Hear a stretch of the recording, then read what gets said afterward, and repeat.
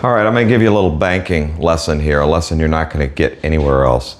And I want you to know that I do have credibility. I hold a lot of different titles, and one of them is the worst banker ever. So this is what I know I'm talking about. I set up a couple of little dots right here, and we're going to try to do a little bit of an experiment and just repeat. Okay, now listen, I've just set this up, doesn't matter, any kind of angle. But what I want you to do is we'll do a little bit of a study. Now you need to do this yourself and figure out for yourself how your table's playing and just get an idea of what's going on here. Now I'm just going to hit this with dead center ball, just medium speed, okay?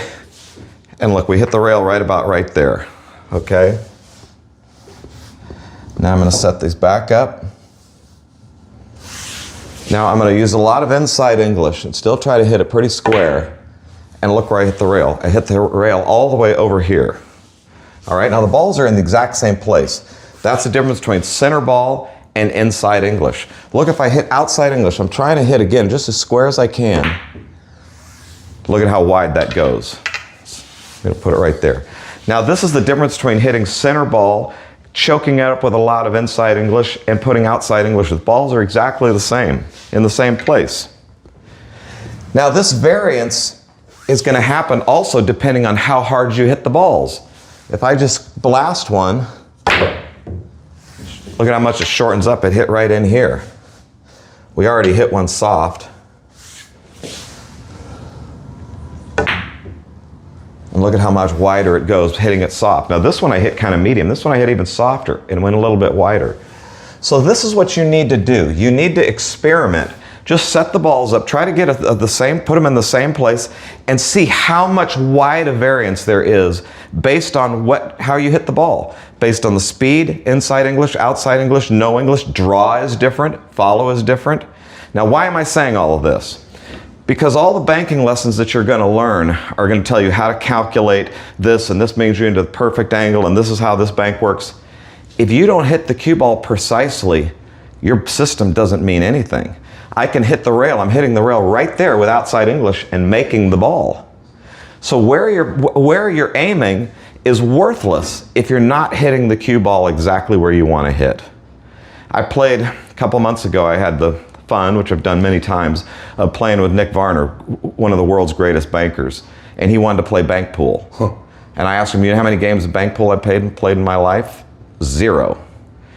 He's from Kentucky, I'm from California. So he said, but you know what? He says, I think bank pool, and I've known Nick 30 years, a dear friend of mine. He says, I think bank pool is the best way to get in stroke. He says, when I haven't been playing any pool, I want to play bank pool.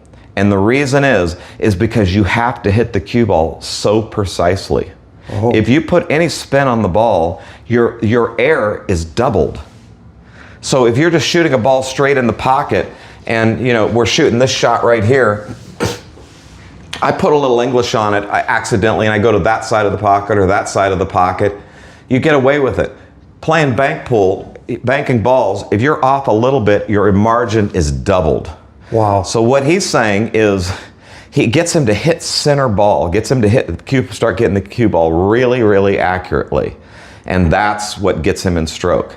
So what I'm demonstrating right here is you need to experiment and find out how wildly the balls can go if you're not hitting them exactly where you want to do. Or if you do hit them with spin because you're doing it intentionally. So the key is, if you're banking balls, you have to hit that cue ball more accurately than if you're pocketing balls. Understood. And just to clarify, when you hit the ball harder, it shortens it up. Shortens it up. And then when you hit it softer, it widens it. Lengthens it out. So you got to kind of find the middle ground. Right. All right, let me complicate it even more. We're playing on very new cloth right here. That's going to react, going to go longer and slide and react a little bit differently. If we were playing on dirty cloth, then the experiment that you perform for yourself to try to learn is going to be very different. We're playing on new polished balls. They react, they go longer, they're smoother. You play on dirty barroom balls, they're going to go shorter and more grabby. So all your banking systems just go out the window. The bottom line is, it's a series of calculations to try to figure out how to bank that ball in. What's the speed I'm going to hit? How much English am I going to hit? Am I going to hit it as accurate as I want? How much am I cutting it into the rail? What are the conditions of the balls? What's the condition of the tables? What's the condition of the cloth? All of these are calculations that have to go into your computer to make you make the right judgment. just knowing that this diamond leads to that diamond is almost worthless information if you don't figure everything else in there. There's so many variables that can cause the ball to be this far off, and they're in the exact same place. Thanks for clarifying that. Got a banking lesson with Jerry McWorter at Crossroad Cues.